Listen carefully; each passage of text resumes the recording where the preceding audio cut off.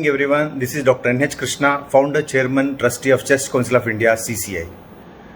Today I feel privileged that Chest Council of India, in association with Leiutis Pharmaceuticals LLP, is conducting a special webinar. I am very sure this subject is never touched upon. The subject is nebulized omega-3 fatty acids to mitigate pulmonary inflammation, potential therapeutic applications of O3-FA in ILD, ALI and ARDS. Talk by none other than the great Brenna, professor from USA. The moderator of today's webinar would be Vijay Kumar Chennamchetty, our CCI webinar coordinator from Hyderabad.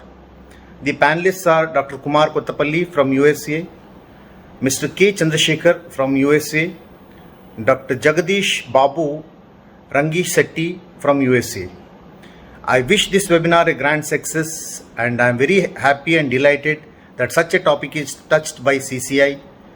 Wish you all grand success. Good day.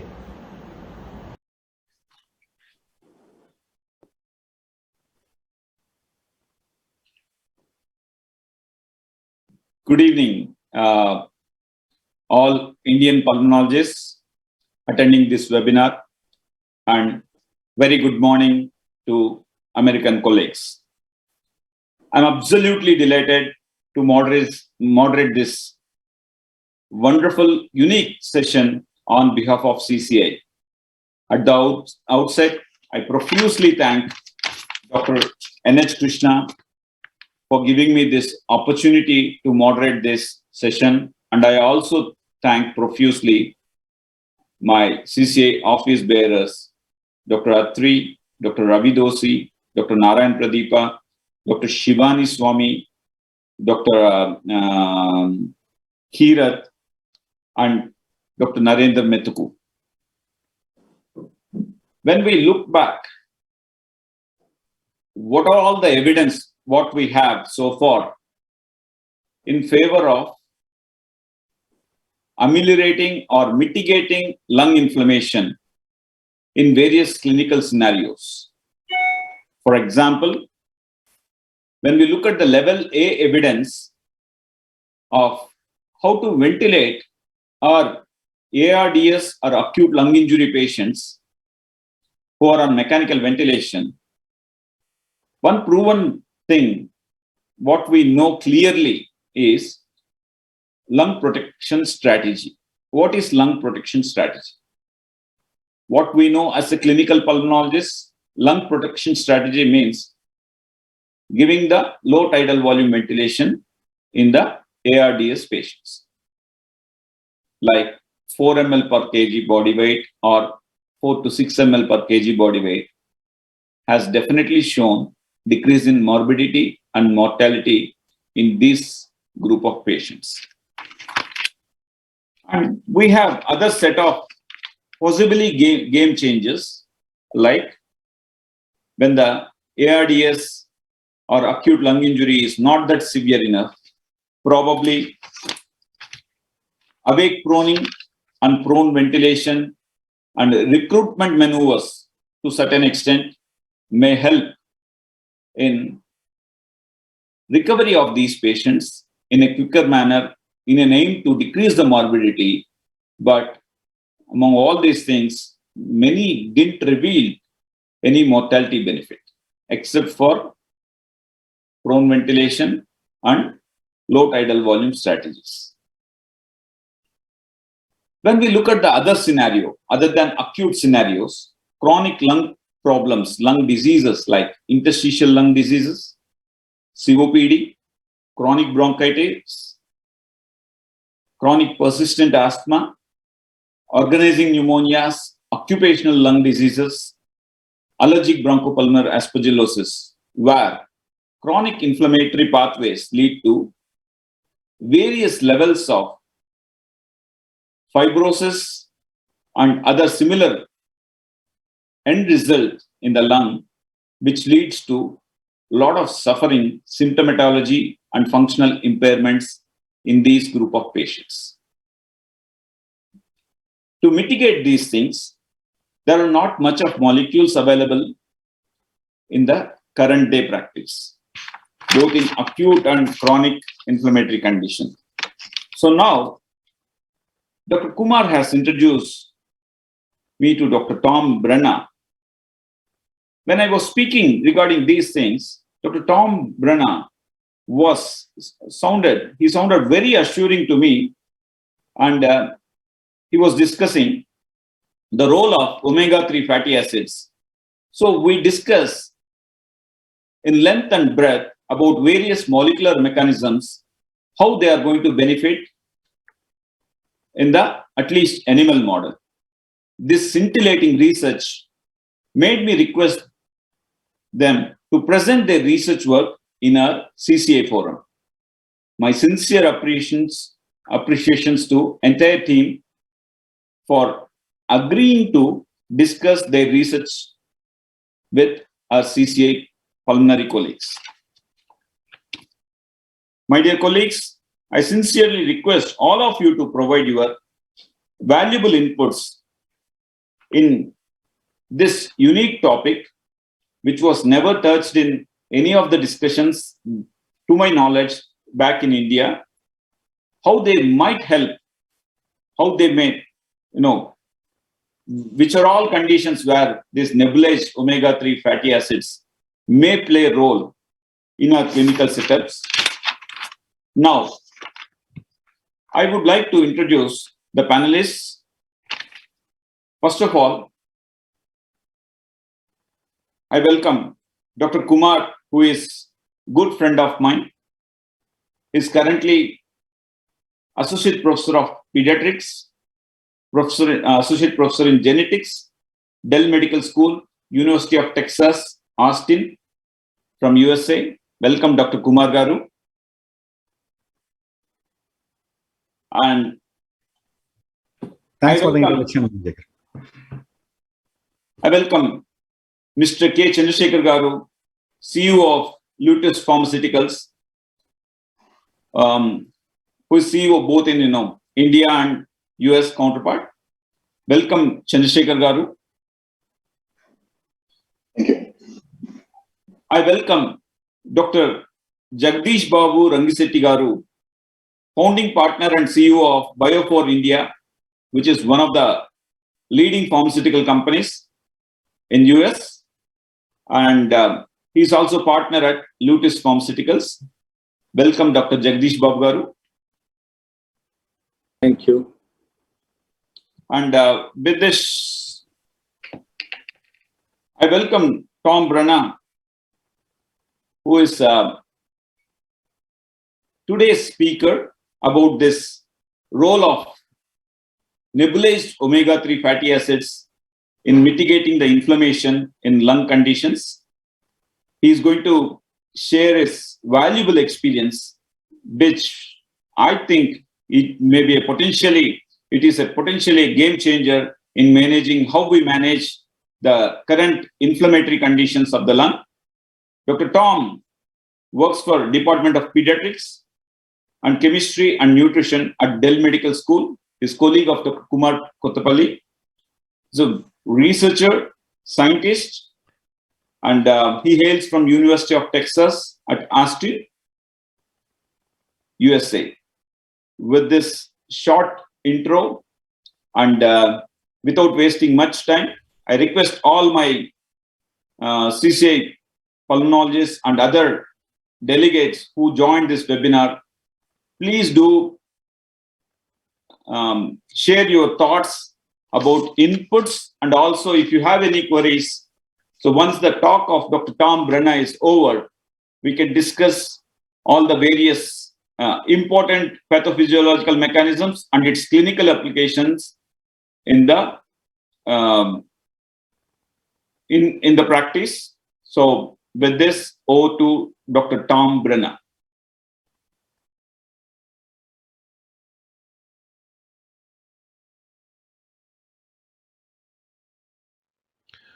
Well, thank you for the kind introduction and the honor of speaking to this distinguished group. The research that I will present is a collaborative effort among several scientists. My longtime dear friend, Dr. Kumar Kothapalli in the USA, and our friends in India. I am a specialist in omega-3 fatty acids. The COVID pandemic brought lung disease to the center of attention of biomedical scientists, and we, like just about all others, thought about how we might be able to apply our knowledge to help in this regard. I also want to thank Dr. Vijay and the Chess Council of India for giving me the chance to speak to you. And I wish to disclose a financial interest in inhaled omega-3 fatty acids. My outline is in 5 parts. First, I will discuss omega-3 fatty acids specifically as a natural anti-inflammatory, discuss inhaled omega-3 and our study, talk about some of the existing results in oral omega-3 and several lung conditions, give the conclusions, and propose some next steps. So first, omega-3 is a natural anti-inflammatory. The balance between intake of omega-3 and omega-6 causes relative abundances of pro- and anti-inflammatory signaling. Here we have a simplified diagram describing the relationship of omega-3 or O3 fatty acids and O6 fatty acids, omega-6, and their biosynthesis in the body. It's important to remember that these are natural compounds. They are required for normal biology. And they have also been used at high levels as drugs and developed for specific conditions, but they have effects throughout the body. Normal metabolism is applied to these fatty acids, both in converting them from one to another, and by that I mean within the omega-3s they are converted one to another, and within the omega-6s they're converted one to another, but they never cross over, not in humans or in mammals. The signaling aspect of omega-3s has long been known, and in fact was the subject of the 1982 Nobel Prize involving prostaglandins and really leukotrienes and other eicosanoids. The role of 22-carbon fatty acids, that is DHA, docosahexaenoic acid on the omega-3 side, has been clarified to some degree in recent years. I'll also say that with regard to arachidonic acid, signaling on arachidonic acid is probably the most important for the various fatty acids, and drugs that are commonly used, NSAIDs, aspirin, such as aspirin and indomethacin, lung-specific drugs such as montelukast, are all applied to arachidonic acid downstream signaling. And so in that sense, most physicians are at least a bit aware of these compounds. The pathway, however, is much more complex than this, and I only put this complicated pathway up here just to introduce you to the idea that we are omega-3 and omega-6 specialists. We mostly work on this pathway, having looked at metabolism and genetics that control the pathway. We proposed in a paper published in 2020 that the anti-inflammatory omega-3 EPA would improve inflammatory conditions by metabolically balancing the effects of arachidonic acid. The so-called cytokine storm, a pro-inflammatory storm, and also the combination with a pro-thrombotic storm, would usually involve signaling connected to these molecules. Now, I don't want to get into this pathway, but I just want to say that these molecules are central to this pathway, and their abundances are controlled by this pathway and also by the intake of these fatty acids, generally from diet. And I've designated them here based on their numbers. 20:4 is arachidonic acid, 20:5 is EPA, 22:6 is DHA. You need not worry about those numbers in the balance of my presentation. I just say them to introduce them for this pathway. Bruce Hammack, a distinguished professor in California, pointed out that runaway inflammation is mediated first by eicosanoids and later by cytokines. So when we talk about a cytokine storm, this is mediated by these fatty acids.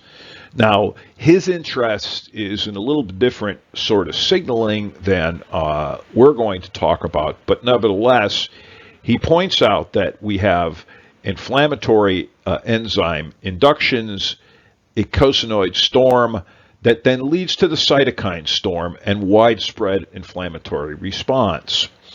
I'll also remind you that COVID is one example. Many of us started working on COVID during the pandemic, but not just on COVID, as COVID is an example condition that we thought might be with us for a long time. Our work will apply directly to most pro-inflammatory conditions.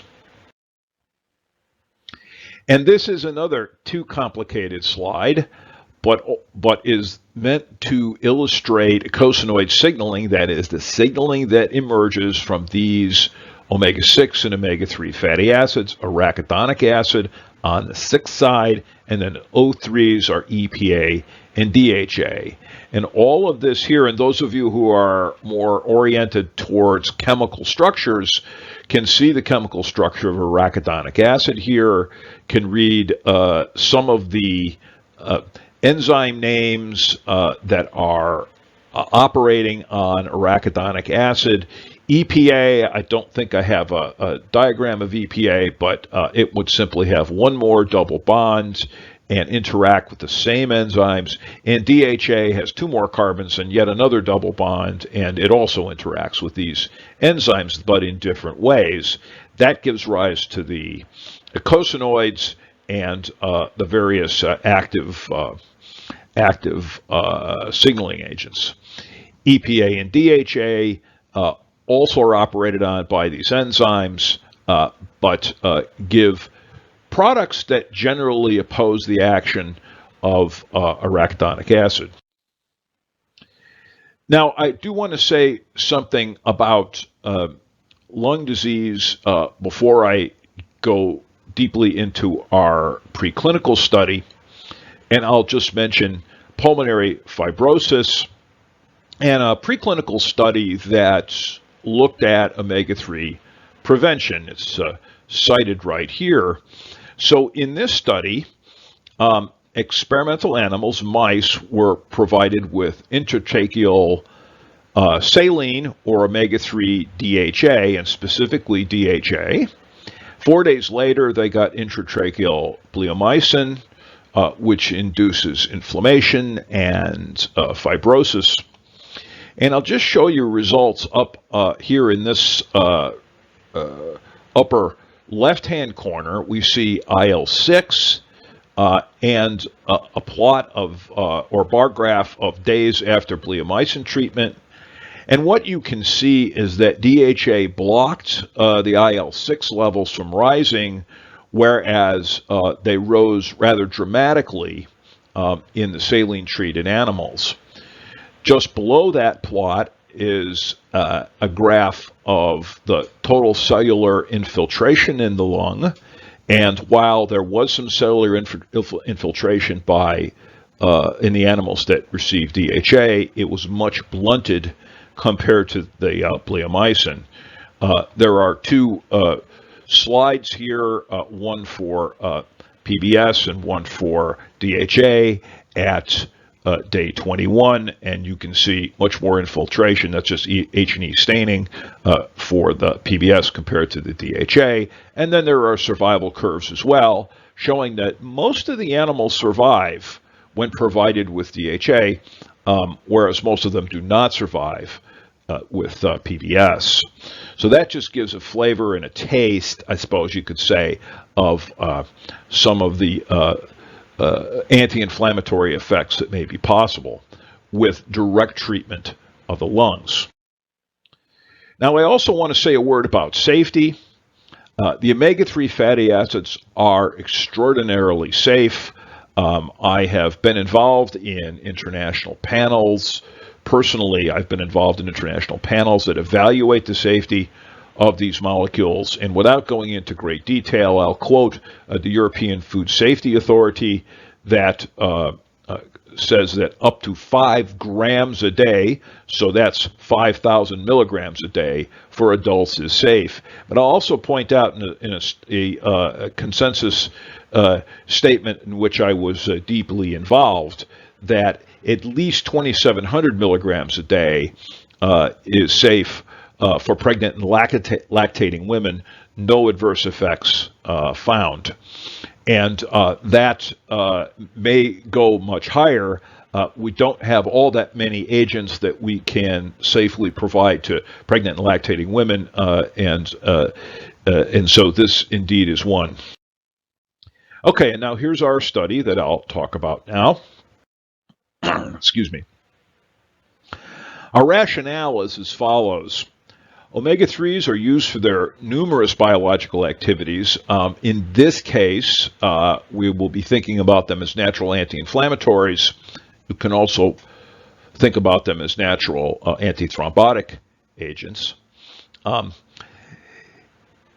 In the vast majority of the studies that have been done on omega-3s, they are provided orally, either through supplements or through food. The lung is special, of course, because agents can be provided directly to boost concentrations locally in the lung, so we can do targeted administration, and that would be via inhalation. We also note that omega-3s work synergistically with other drugs, other agents, and we'll say more about that in a moment. As I said, historically, since omega-3s are always provided orally, and in fact there were studies that provided it orally in studies of COVID-related symptoms provided orally. We asked, could inhalation be a better route? At least for some conditions, lung conditions would be the ones we'd be looking at, and do we see any studies in the literature that address this? Well, we found very few studies. In fact, we only found one study. Now, you folks may be aware of something else, but we found only one study, a preclinical study that used inhaled omega-3, and it was published in 2001. It was an aerosolized DHA contained in what I would call a conventional fat, a triglyceride, and triglycerides are the form that fat takes in oils or in food oils or food fats, and only measured was total cell and eosinophil numbers, and they were smaller in lavage fluid of animals who were administered omega-3 in this study. There were no measures of inflammatory signaling. And as I said, all other studies are orals and supplements. There are some studies, I should say, that involve intravenous omega-3, but very, very few as a percentage. So our studies with inhaled omega-3 are novel, and that is important for a couple of reasons, one of which is that we can't look to any other studies to guide us on how we might design the study. So we have to use our best hypotheses, best guesses as to how to do the first ever study on this. I also noted with interest that the second author on this paper is, a late friend of mine, Tom Hamazaki, who was one of the very important omega-3 scientists, passed away just a couple of years ago, and I do not recall him ever talking about this at conferences, of which I saw him quite often. So here is our study. The reference is shown right here. Our study used male rats. It was double-blinded with experimental treatments. The only treatment that may not have been blinded is the normal control. All of the animals were provided with lipopolysaccharide by injection intraperitoneal, except saline-injected controls. Those are the ones that were not provided with LPS.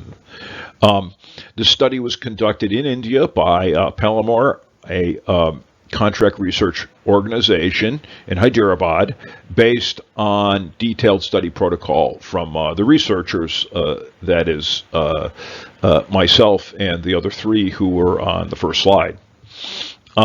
This was more or less a therapy paradigm where there were multiple LPS insults and then O3 inhalation later. So here are details and something of a timeline. Our rats were male. They were adults. They were in the, let's say, approximately 140 to approximately 170 gram range. They got a once daily LPS injection, so that was intraperitoneal injection, and twice daily inhalation therapy for approximately 3 minutes. In the morning, LPS was injected intraperitoneal, not intratracheally, intraperitoneal, so the systemic inflammation here. 1 hour later, inhalation therapy was provided, and that was in the morning. In the afternoon, we provided inhalation therapy only. We sacrificed animals after approximately 1 week, 7 days of treatment, and on the 8th day sacrificed, and then after 2 weeks of treatment, they were euthanized by CO2 asphyxiation, and then lavage fluid, plasma, and lungs were collected for examination. Now, I have to make one small technical comment that is more pharmacological than anything else. The lipid forms of omega-3 are several that have been used and can be used in pharmacological preparations. They're also present in food in this way.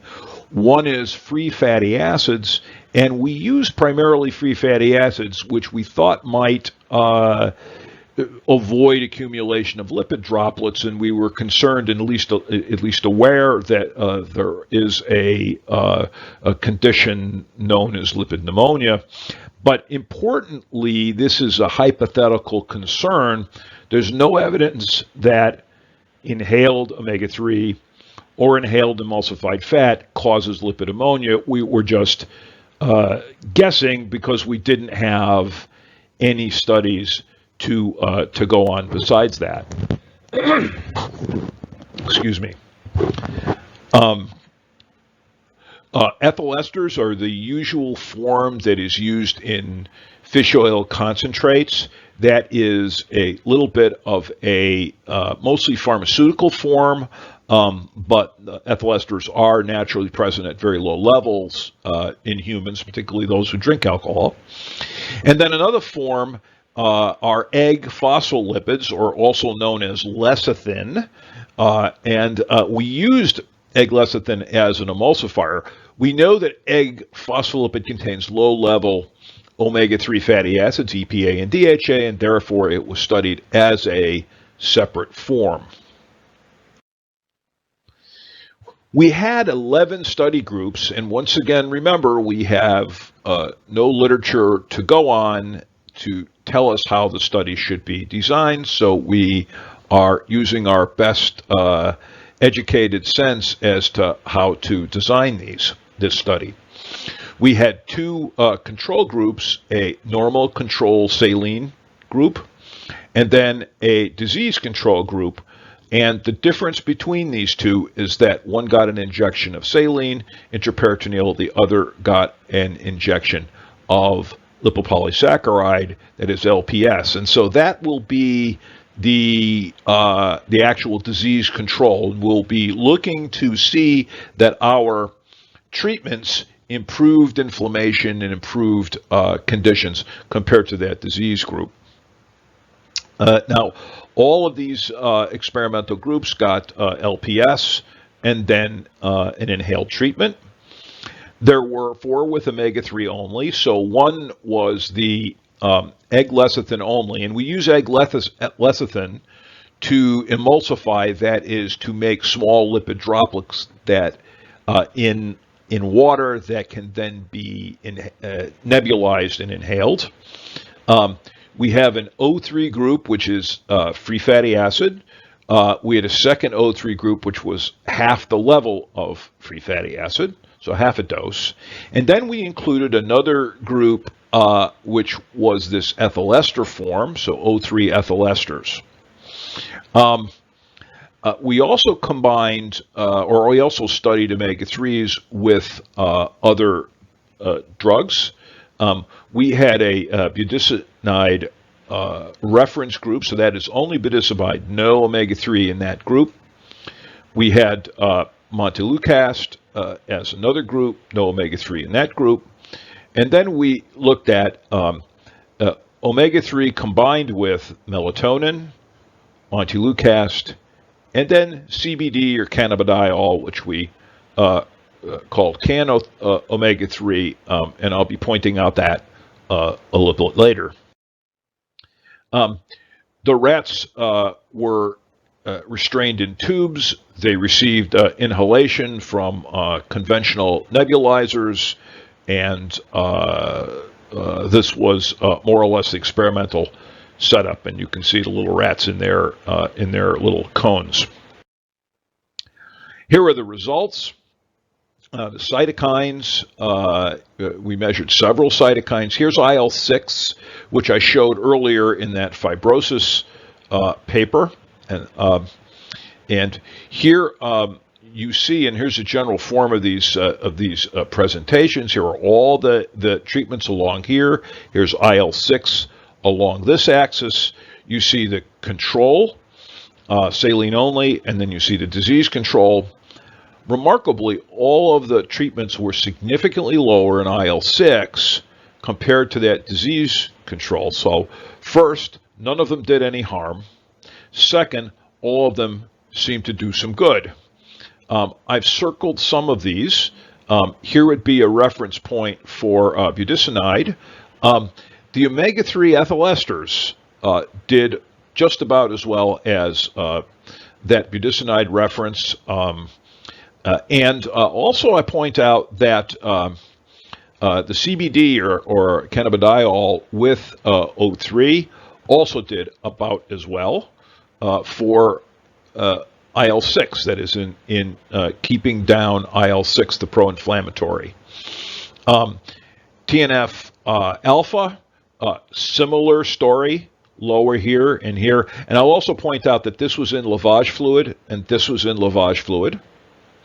And then in plasma, we measured TGF beta, and TGF beta was lowest in the O3 ethyl esters, and again, only slightly higher than the budesonide, really comparable to it. The cannabidiol was a little bit higher, but again, this is in plasma, not in lavage fluid, so that's more systematic.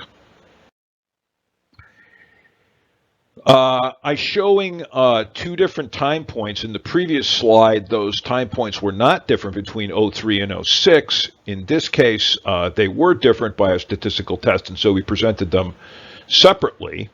IL-10 was lowest in the budesonide. Remarkably, IL-10 is high in COVID and was also high in our LPS treated animals.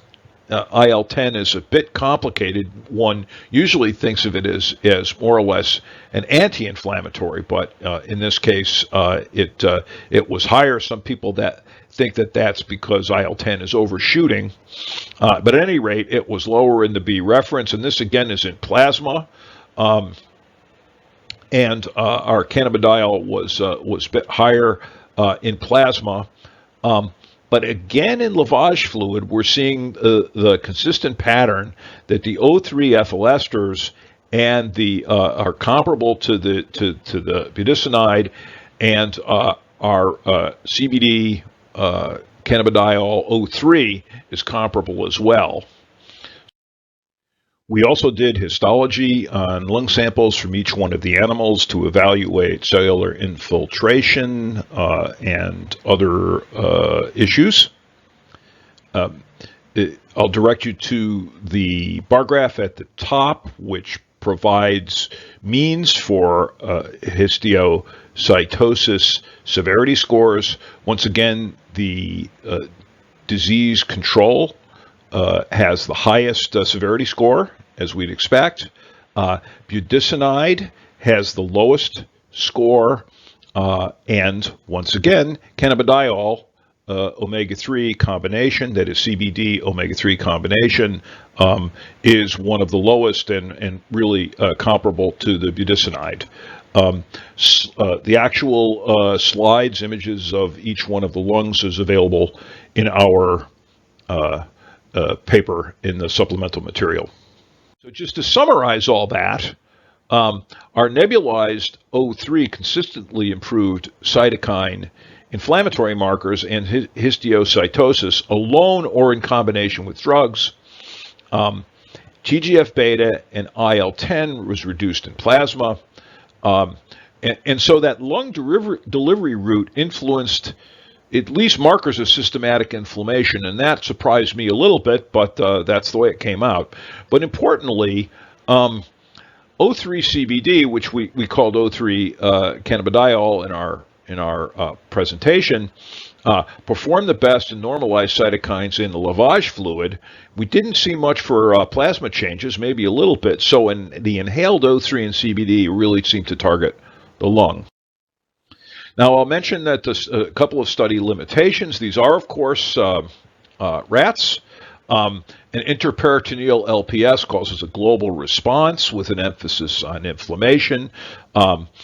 Response to any particular condition and any particular underlying lung disease will be particular to that condition.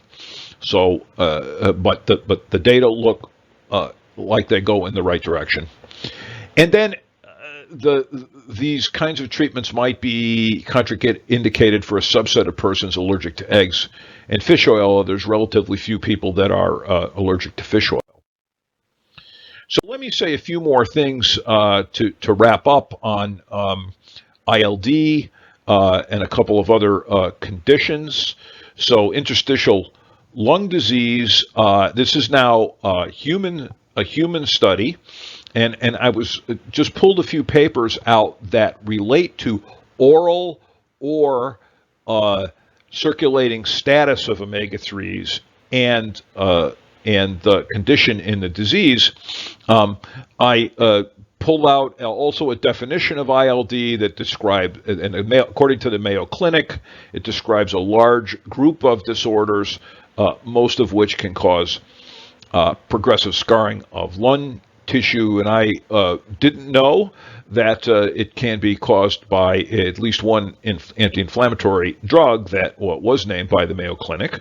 But our circulating omega-3s in this study of humans, circulating omega-3s, that is those that are in the bloodstream, in a meta-analysis with 5,000 participants from 3 studies, some you've heard of perhaps, Framingham Heart, multi-ethnic study of atherosclerosis, and this is one in Iceland, that higher DHA levels were associated with lower risk of hospitalization and death due to ILD and fewer lung abnormalities on a computed tomography. So that's a meta-analysis. ARDS is yet another condition, acute respiratory distress syndrome. Here again is a systematic review and meta-analysis, and looking at the P to F ratio.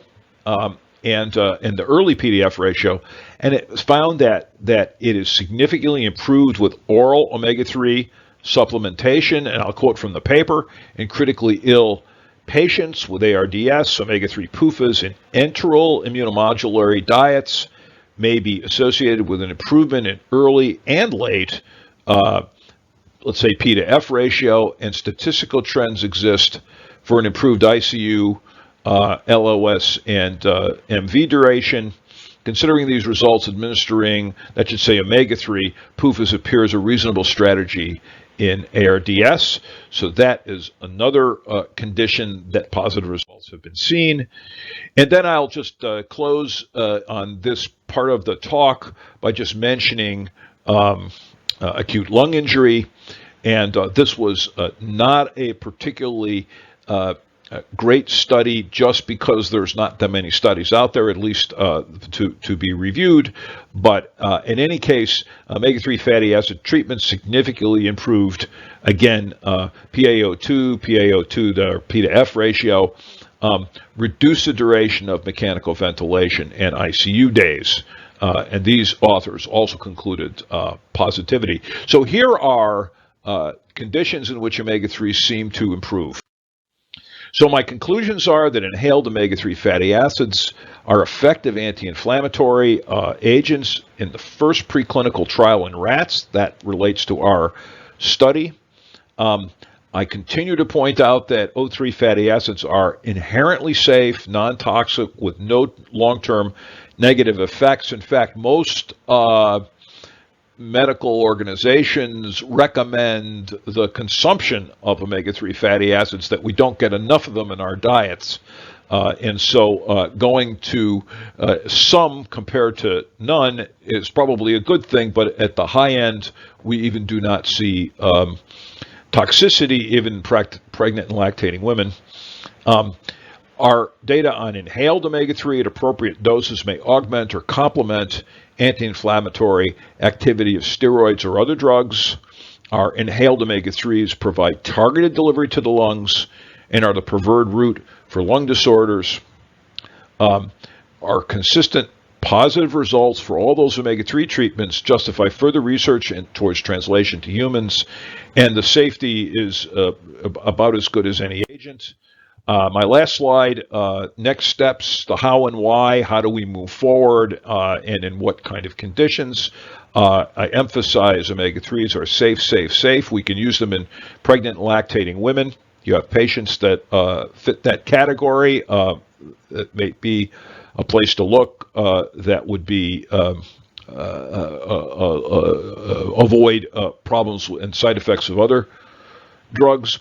Our omega-3 ethyl ester in CBD was the best combination candidate, and we think that we ought to be looking at it for compassionate use based on our lavage fluid inflammatory cytokine and cell infiltration results. We add other conditions. You clinicians are the experts. I can respond a bit in the discussion. Perhaps we can address those. One can imagine that in acute conditions, we could use in blends, O3s in blends with corticosteroids, and then switch to O3 alone or O3 plus CBD. And we're quite interested in collaborating with clinicians, doctors with concepts about where these preparations can be used. Please contact us. So thank you very much for your attention, and I'll look forward to the discussion.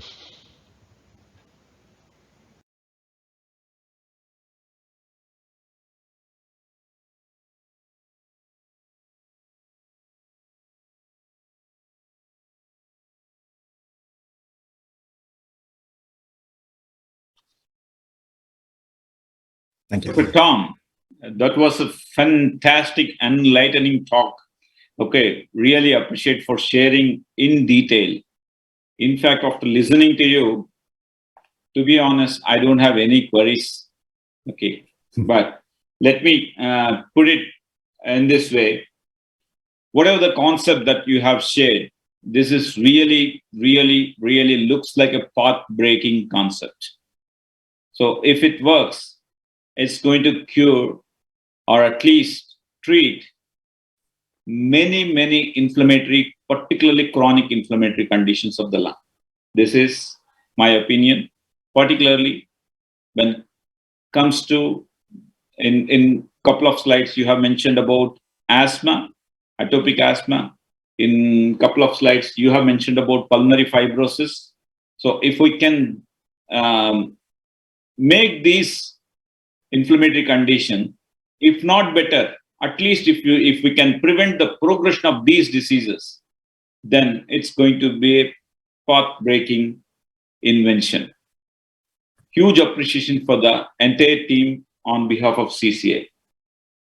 And here is a question.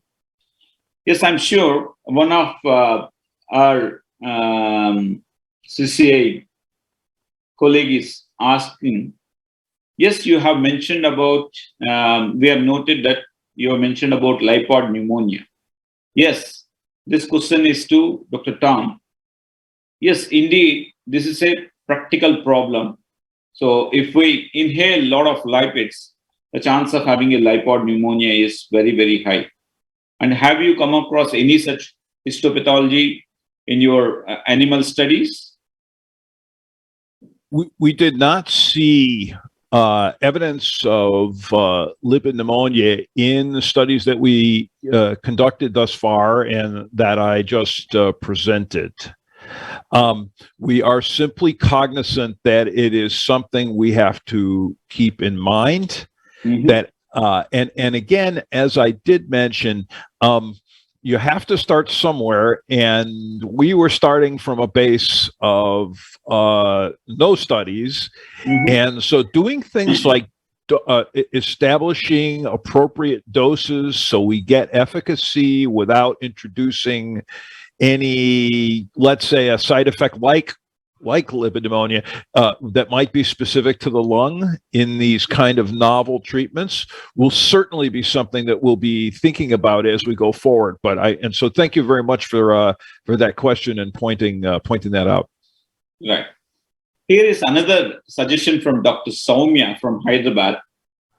So in your studies, first of all, she has huge appreciations for your work.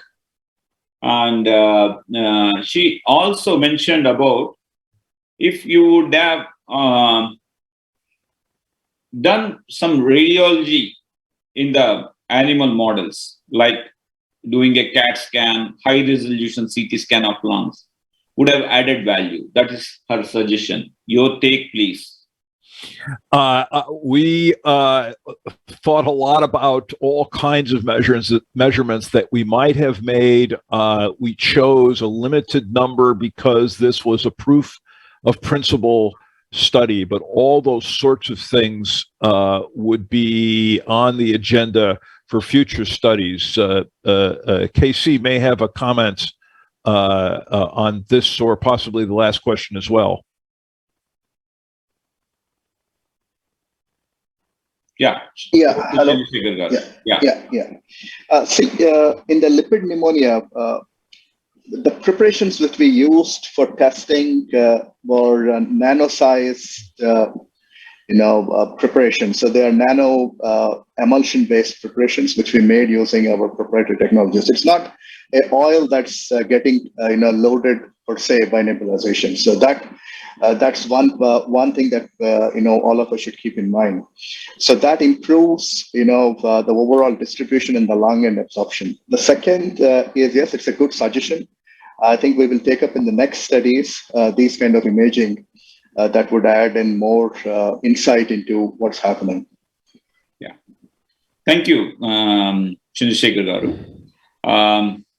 Here, after listening to entire talk, my question to all the panelists is, including Dr. Jagadeesh Garu, please come on to live.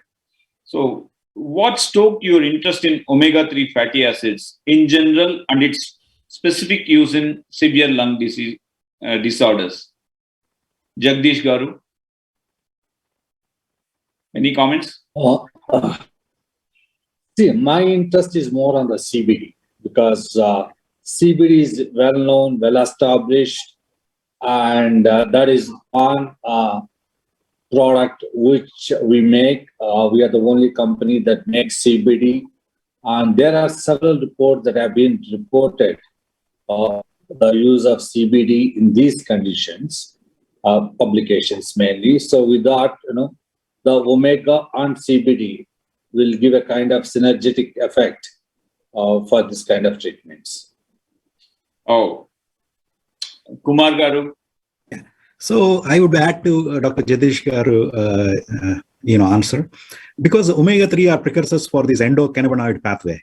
So whatever the cannabinoids are made, omega-3 are the precursors. So they definitely have a synergetic effect, and both are anti-inflammatory and they are immunomodulation. So in the combination of both can have a very positive effect in controlling the inflammation, either in the acute thing or in the chronic phase 2.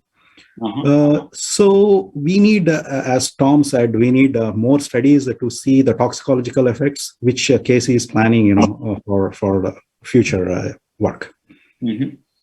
So, Casey Garu, so one is, what is your take on this? And second important thing is, how about its clinical usage? Is there any legal implications when you are combining with CBDs? No, we have no such legal implications, because we are also working on another CBD program for a CNS disorder, and we have in India. In India, yes. So we already had a first round of meeting with the Drug Control General, and we are likely to start the clinical program in 2 more months from now. So yes, we are clear from Drug Control General for doing these studies, and our preparation is synthetic, highly pure, so pharmaceutical grade, with drug master files filed in US. So from a safety standpoint of the input ingredient is well controlled, manufactured in good manufacturing facilities. So I don't want it to quote, what you see commonly in news here, some X material being caught somewhere. So so it's not that. It's a highly purified form, which is also getting exported to various other countries like US for pharmaceutical use. The second, which I see as a combination potential with omega, we see in our study that IL-1 beta reduction with omega-3 and CBD has happened. It has happened to the highest level than compared to the other control group, which is budesonide.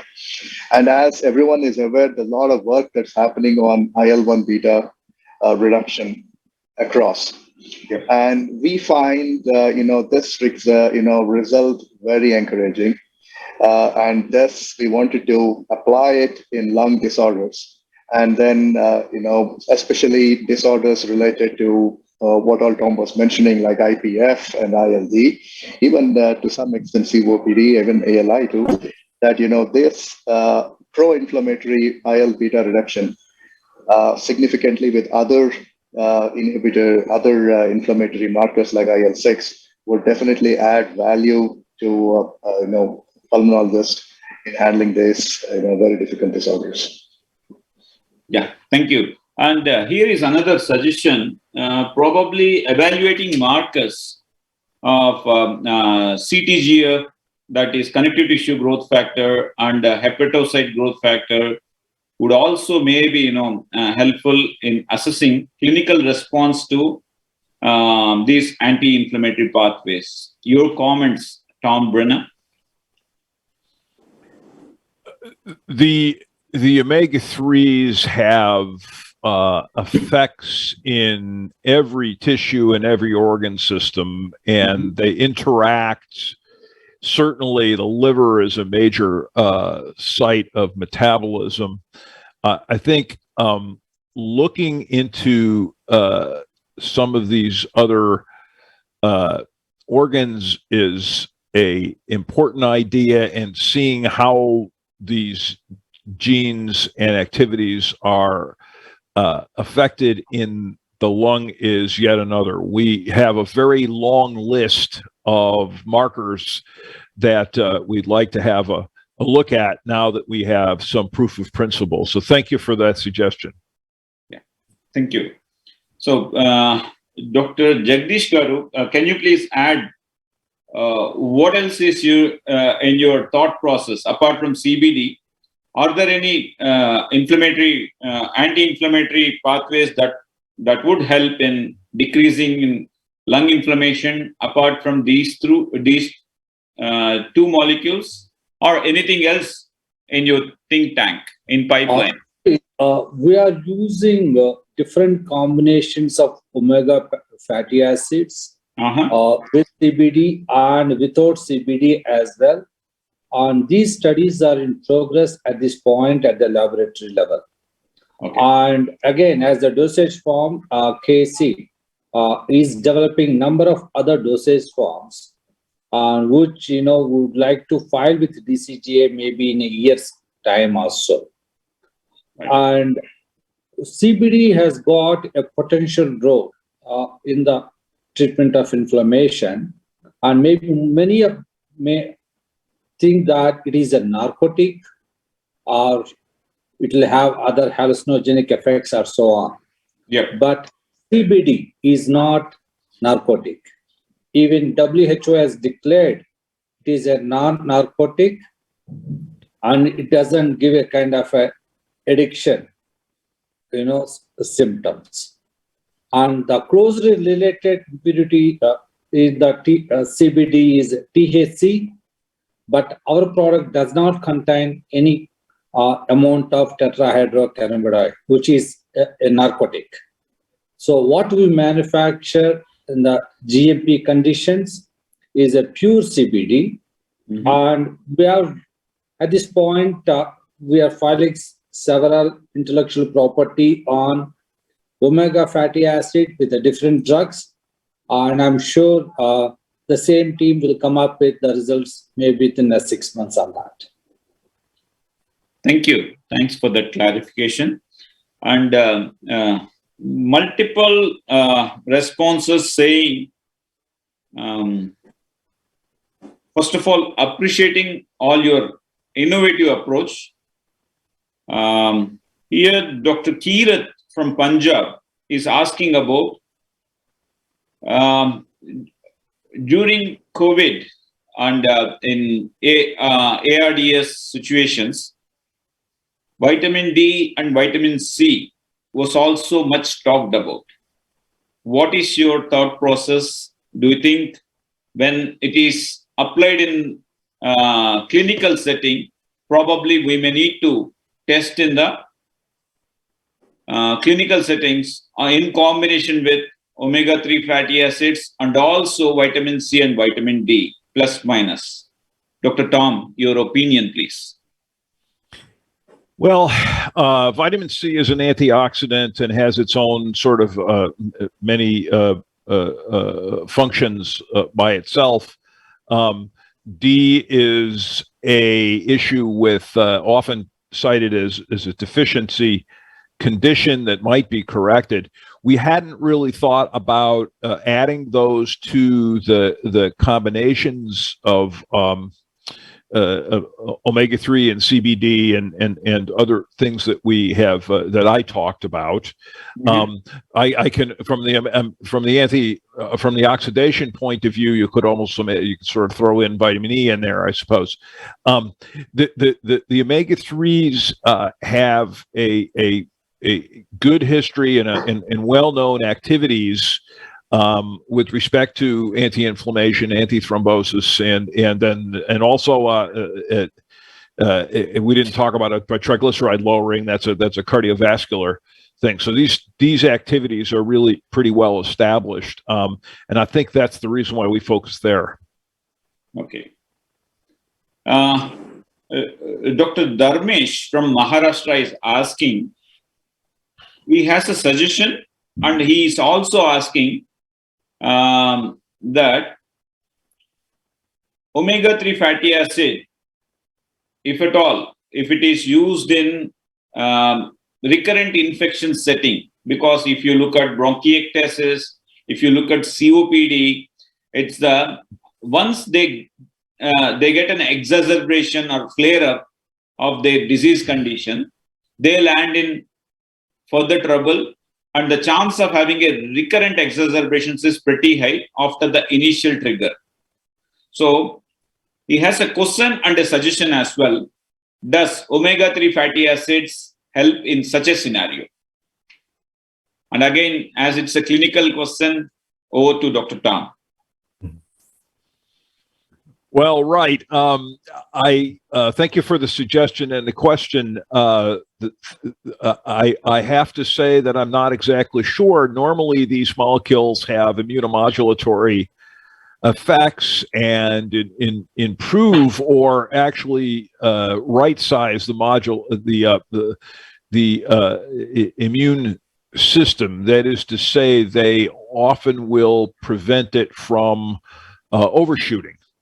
How that will play out in a particular case, in a particular clinical scenario, I really would be speculating beyond where the data take us right now. But I certainly would be interested in further discussion and consideration. Casey, do you have an opinion on this? Yeah. See, bronchiostasis initial onsetting would be probably associated with high levels of IL-6, and our preparation is given by nebulization, and being an anti-inflammatory would definitely aid in the existing therapy. So, if not as a standalone, which is because we have not studied such a model as of now, so we can definitely use it as an add-on therapy as well. So, being an inhalation route of treatment, it won't, interact with any of the existing oral routes of treatments that are used. So that way, yes, being an anti-inflammatory preparation, both omega and CBD as a combo can be used. Okay. So I would like to add one more point here, Casey. Yeah. So in systemic, if we take oral, it will take a lot of time to reach the target. So here we are using the target, organ, lung. In some COPD, there are certain papers showing that omega-3 really help the patients, human patients. They are all oral route. So this is our novel way where we can have a much better, prognosis quicker when compared to the systemic dosage. Thank you. Yeah. So, Dr. Tom, another question to you. You shared the limits of safe oral intake. Did you observe any limits of safe inhalation limit dosage in your studies? Thank you for that question. Our studies that I presented were not strictly speaking dose response and meant to look at toxicity levels and that sort of thing. We didn't see toxic effects at the levels that we used, which as I said, we were a bit guessing what might be efficacious. But certainly that will be something we will look at in the future. I'm particularly interested. I'm actually not worried too much about toxicity of the agents themselves, of the EPA, DHA, the omega-3. I'm not really worried about toxicity of those. Those I suspect will go right to the bloodstream and be cleared. The question will be perhaps capacity back to the ability to handle that amount, a certain amount of lipid, a certain amount of fat, which I suspect will not be specific. I mean, the lung is used to handling very large amounts of fat, right? Because of surfactant, and so I think perhaps it will be fine, but even with higher amounts, but that remains to be established. Yep. That means Dr. Tom says, yeah, please. Who wants? Yeah, Dr. Casey Garu, please go ahead. Yeah. See, we tested almost about close to about 15 times what we would see, 15x what we would see the human exposure in the study. Also, and we didn't find any kind of adverse events. The second is the form of omega that we are using is not a triglyceride. So normally the oils are all triglycerides, and these are very difficult in the lung to process. So which is what we have is ethyl ester, and lung itself has a lung surfactant, which is predominantly having phospholipids. And what phospholipid we have used is also very similar in at least some part of the composition to what is there in the lung surfactant. So being a nano-emulsified system, it's widely large surface area deposition in the lung would happen. And this would avoid any localized, any concentration buildups. And, first of all, it's not a triglyceride, so we have nothing to worry about it as of now.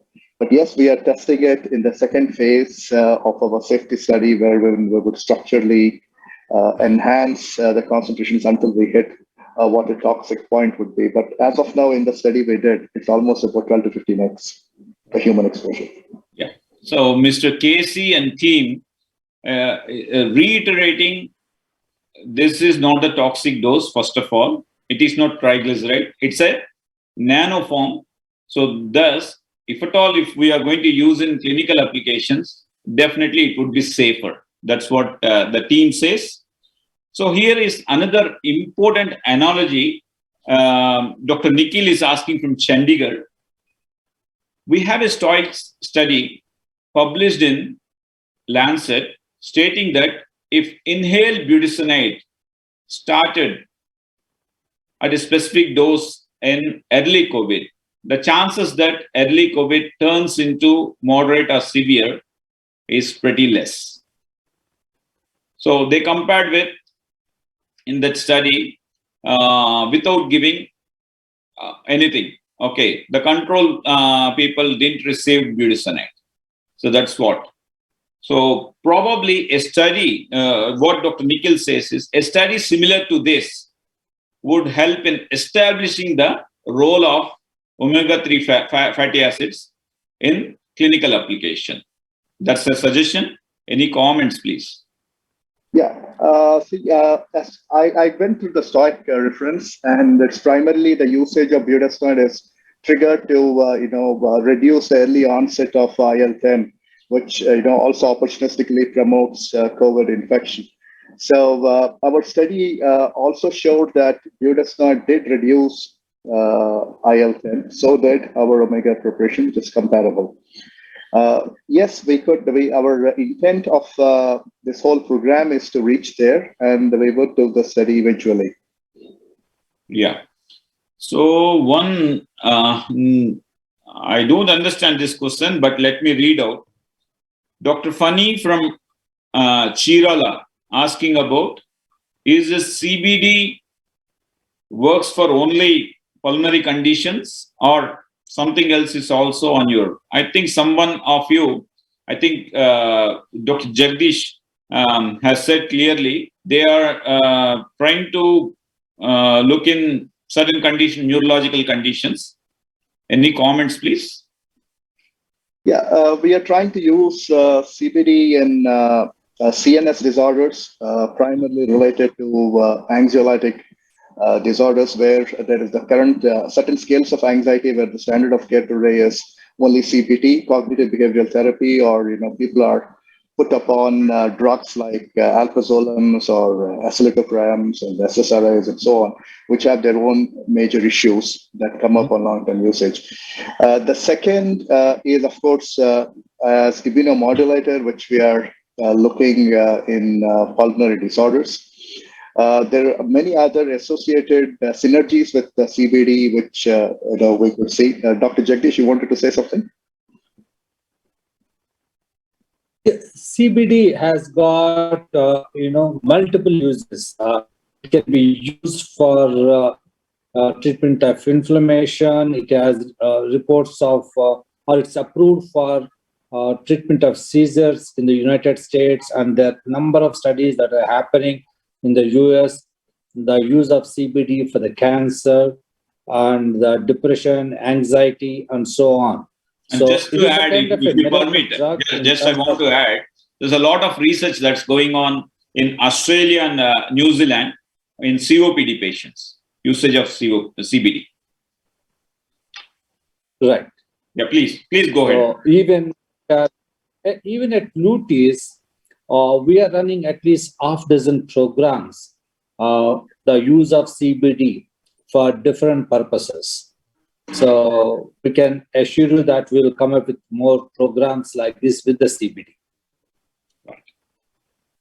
See, here is a question to Dr. Kumar Kothapalli. How do you compare your product preparation with standard of care used in pulmonary inflammatory disorders? Oh, it's a very, very good question and a tricky question too. So standard of care, we cannot, at this time point, we cannot replace, but we can supplement with our omega-3 and CBD.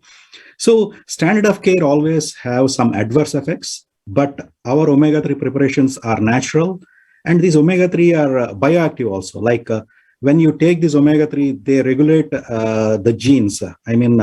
They are ligands for natural, nuclear transcription factors. So they regulate, the genes in minutes. So they're all bioactive. So they are tried for several decades in young children as well as adults with no big, negative effects. Most of the studies, what they show are either positive or neutral. Even a recent EDOR, study which has been done on pregnant women, they showed like 1,000 mg of DHA. They can prevent early preterm births too. So they are safest molecules in long run, and they can be used for several days, especially even for pregnant and lactating women also, as Tom mentioned in his talk. Right. So they won't have much side effects when compared to high doses of this standard of care thing. Especially we have seen in COVID where we have seen with high use of steroids, black fungus and those kind of issues in India and other parts of the world. Thank you. So possibly, Dr. Kumar clearly mentioned, possibly there are no major side effects in clinical application, particularly when compared to vis-a-vis to steroids. If steroids are given in good amount of doses or in therapeutic doses, as was clearly mentioned in STOIC study, probably they can prevent the progression of early COVID to moderate and severe COVID with inhaled budesonide. But in terms of parenteral administration of or oral administration of steroid doses, probably they may facilitate formation of, particularly when we look at even not only in COVID, in H1N1 influenza, they attract, or what I can say is the chance of having a superadded infection with aspergillus or other fungus like mucormycosis is pretty high. So probably omega-3 fatty acids may play a very role in a physiological manner and control the inflammation. That's the beauty of these molecules. Anyhow, evidence has to come before we use in clinical practice. And this question goes to Dr. Tom. Can you enumerate your product's usage in ILD conditions, and what are the advantages of your therapy versus as of now available standard of care?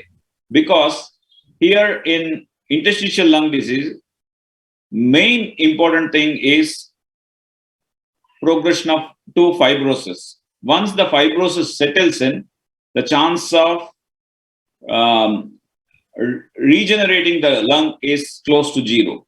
Once fibrosis, it is forever, it is fibrous. So any amount of prevention of this fibrosis in these disorders would change the way the ILD patients, they are suffering as of now. Over to Dr. Tom.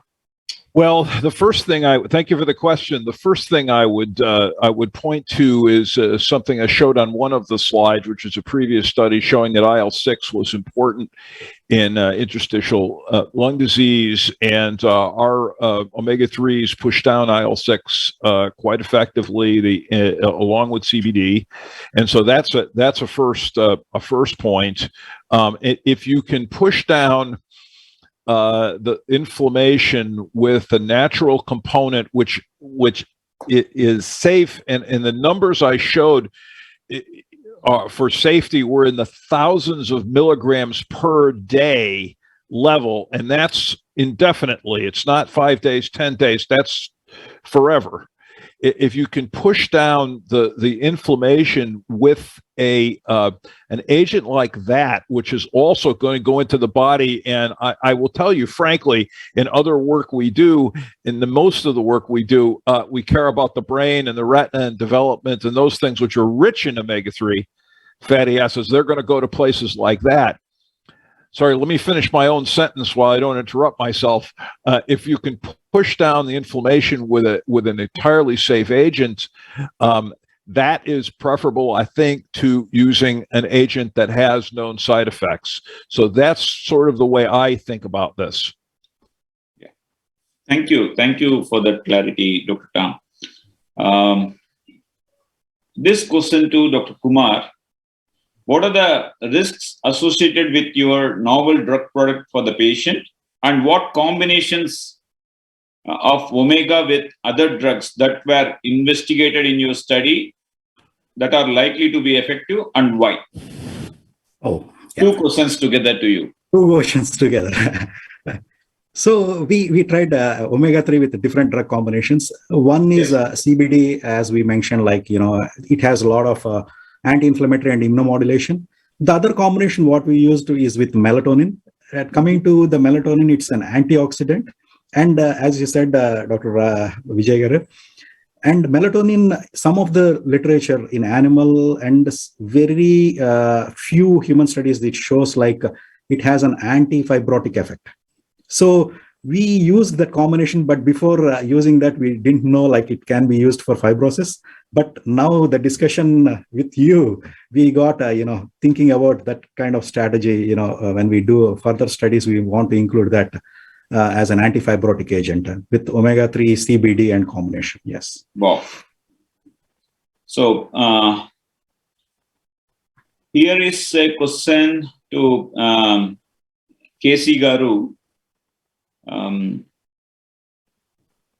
Please explain how IL-1 beta levels and other interleukin levels will be regulated in either ALI or ILDs by nebulized omega in comparison to budesonide. Yeah. See,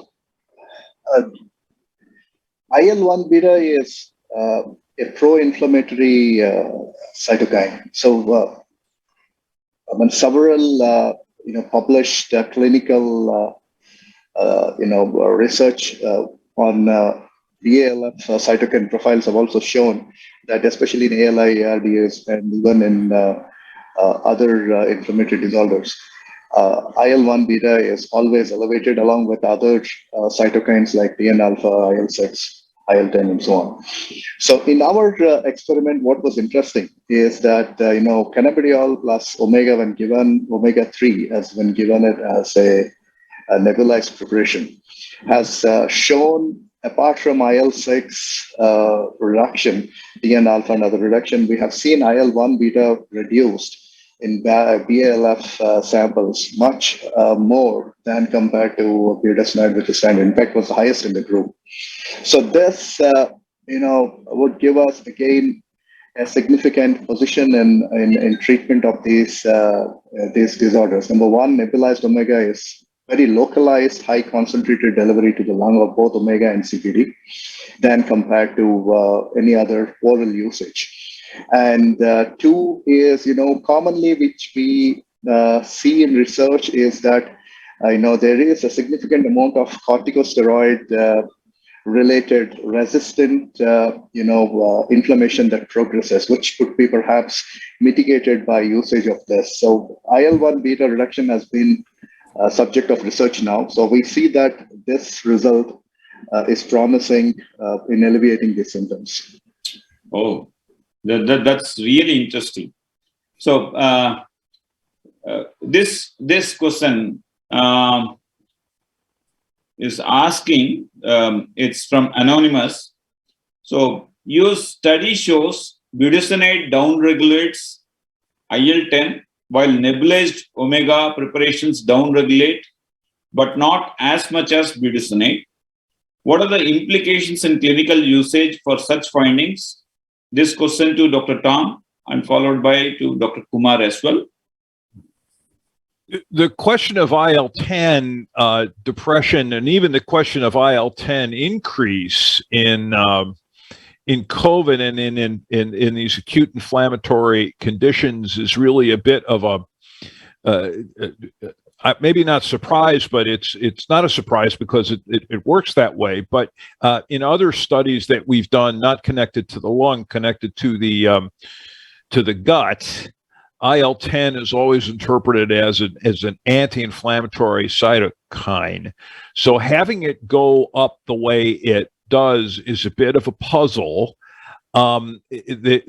The speculation, not mine but others, which seems reasonable but still is speculation, is that there's so much inflammation that IL-10 expression is going very, very high to try to push it down a bit. If that were true, then the moderate IL-10 probably is the healthier level. But that's still a bit of speculation.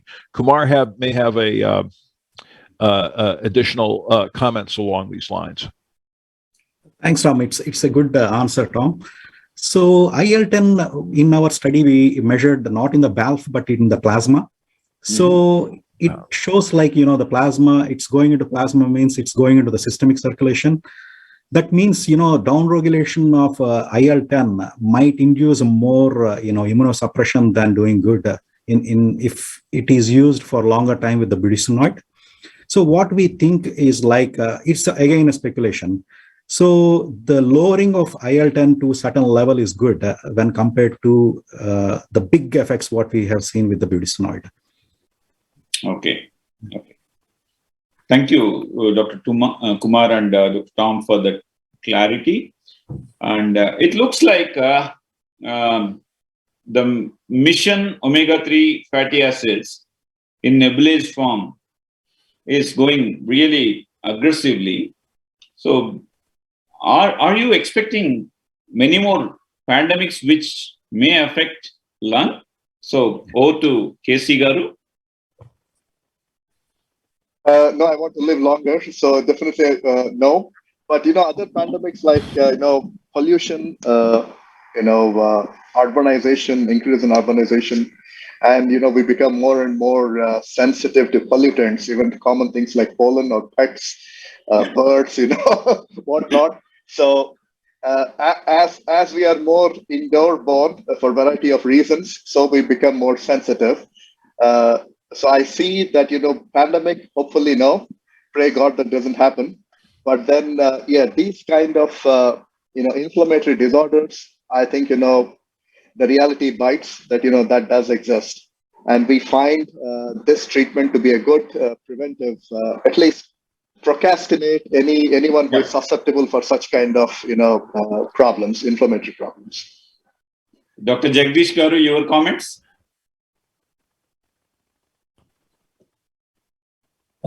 I agree with the KC comments, but at the same time, we are in the pharmaceutical business and you are in the medical profession.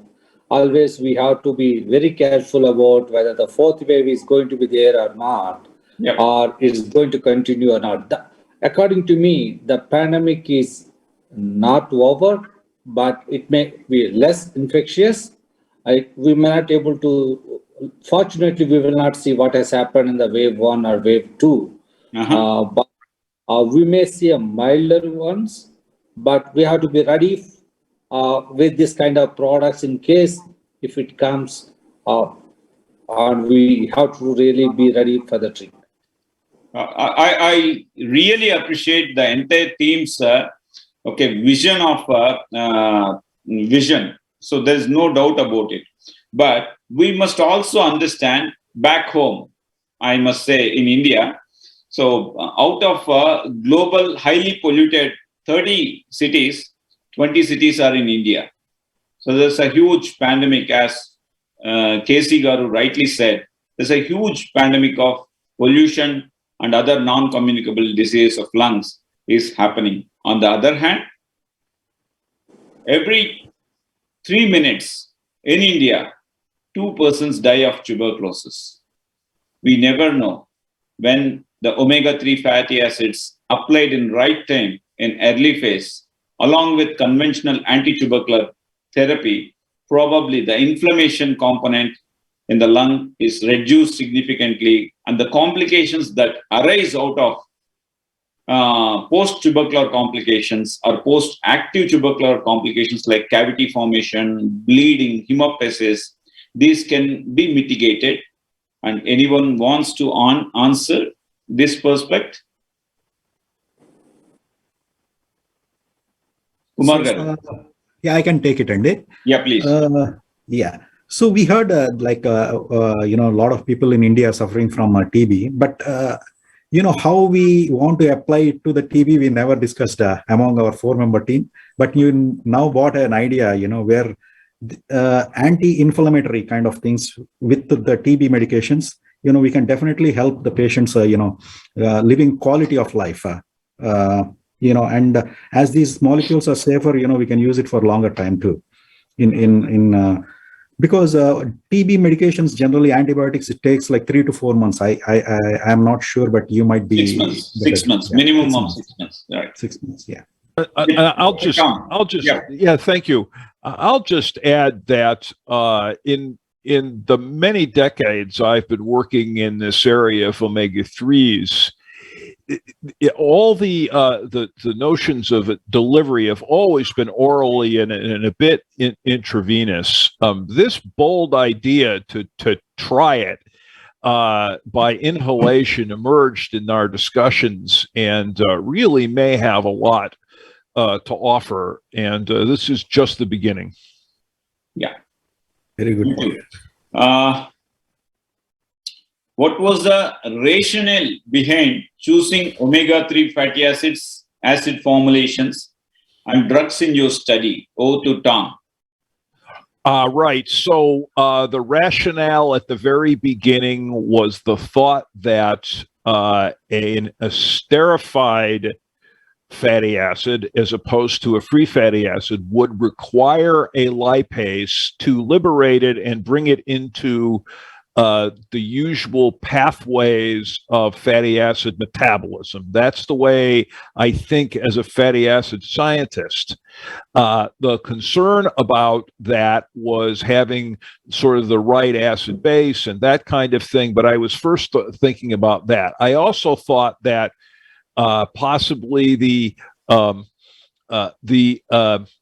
ethyl ester would be a benign form, and if there was sufficient lipase around in the lung to enable the lung to modulate the amount of ethyl ester, that would work very well. And that seems to be the way that it came out. We were fairly sure, in fact, very sure, that we didn't want to use triglycerides and probably not phospholipids either, but those seem to work fine in the amounts that we administered in the egg lecithin. So those were the things we were thinking. Thank you. This question is particularly to both KC Garu and Dr. Jagadeesh Garu. Are you willing to provide your omega-3 fatty acid formulation for compassionate use? If yes, are you willing to measure immune markers in bowel fluid of compassionate use treated patients? And what is your vision of giving this webinar in India? And how do you want to, CCI want to help you in designing this study, if at all, if you are interested? Yeah, Jagadeesh, you want to say? Yeah, first of all, I would like to thank CCI for arranging this webinar. And the reason that we want to bring these products to India is we have seen the side effects of the steroids and the related fungal infections and so on. And at the same time, the scarcity of the medicines at that time, and it was very difficult during the pandemic.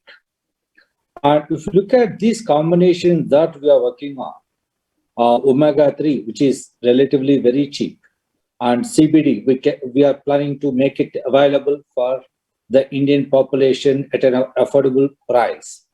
So this combination is going to give a better advantage than the immunosuppressants kind of a treatment. And that's which we wanted to bring to the Indian market. And I want to emphasize here, and as Dr. Vijay has mentioned about the tuberculosis, and thank you, Dr. Vijay, you brought a big problem of our country. And definitely we will come up with a program, much better program. And we can assure you we will develop a new product, which is very innovative for the tuberculosis as well, very soon. And we will definitely contact you with the progress. Thank you. K.C. Garu. Yeah. Yeah, so we will offer this product for compassionate use. So we have, CCI has our contact details.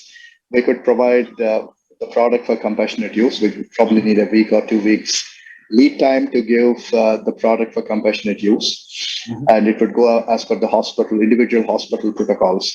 And we are, our objective on bringing these results to CCI forum is to present our bold idea of what we tried to do and what results we have, and hear more from all pulmonologists across to have their thoughts, so that we could design a rational trial, again taking help of select people from CCI and move forward on this. We are very thank you for saying that you would help us design a trial. We indeed are looking forward to move forward into humans soon.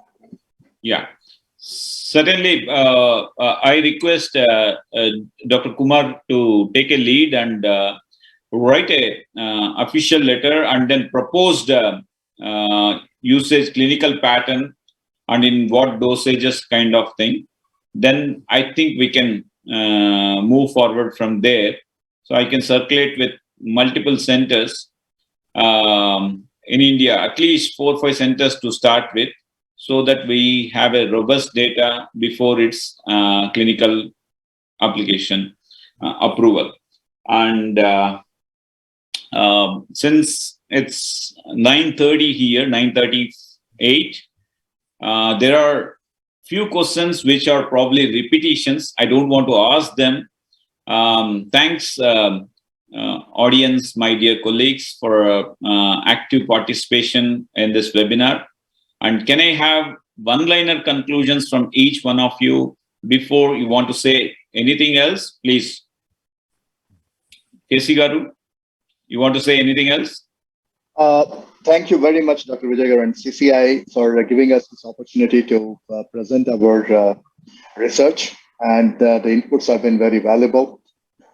And we intend to take this program very actively and enthusiastically forward. Thank you very much, very, very much again. Dr. Jagadeesh Garu. Thank you all for your valuable time and suggestions. And we are very keen to bring this product to the Indian market. And we will move ahead with the clinical trials with all your support. Thank you very much. Dr. Kumar Garu. Thanks so much, Vijay Garu, for giving this opportunity, Andy. And thanks to NH Krishna Garu and President of CCI and the Secretary of CCI for giving this opportunity. And as you suggested, we will come up with a protocol, standard of operation protocols, and we will submit to you, Andy, for your perusal. Then we will move forward with 4 or 5 trials, what you have suggested. Thanks so much for the opportunity. Over to Dr. Tom. Oh, I'll just add my thanks. I've said perhaps enough. And the man of the match today. Yes, thank you. I think I've said enough in the last hour and a half, other than to say thank you so much for the honor of your attention and the chance to present this work and the extraordinary opportunities that we see before us. And I very much look forward to this being the beginning of a long and fruitful friendship. Yeah. Thank you all. Before concluding, one important statement I would like to recollect here from Dr. Christian Bernard, who is a first heart transplant surgeon. So when he invested his entire life for the past, I think, before when he was on his deathbed, he said a statement. He has almost invested 25-30 years in designing heart transplantation program and implementing. Probably he have done handful of cases of heart transplant. On deathbed, he realizes one important factor. Had he would have been invested his entire 2.5 decade time in prevention of heart problems, he would have saved millions and millions and millions of population. So that was his statement from the famous first heart transplant surgeon. So here is also our entire mission of omega-3 fatty acids, led by Mr. KC Garu, Dr. Jagadeesh Garu, Dr. Tom, and Dr. Kumar Kothapalli Garu, is reiterating the same statement. If we can prevent, if we can arrest inflammation, then probably there is a long way to go in managing lung problems. So I think the way forward is there's a lot of research needs to be done in the clinical arena, so that we have to prove, document the evidence behind it, and then its efficacy and safety in its usage in nebulized form. And I would like to add one more important suggestion. More than nebulized form, if we can bring it in the form of inhalers or dry powder inhalers, probably its usage can be simplified. And with the conclusion remarks, I thank profusely entire CCI and CCI pulmonologists and the backbone, Mr. Puneet, Mr. Vinod, and entire technical team, Mr. Amit, for your relentless support. And I thank Leiutis Pharmaceuticals for bringing this wonderful webinar into life, and then giving us a lot of food for thought to what else we can do for our patients in the future. And indeed, thank each one of you, Dr. Kumar, Dr. Tom, Mr. Casey, and Dr. Jagadeesh Garu, for participating in this program and enlightening us. Thank you so much. Namaste. Namaste.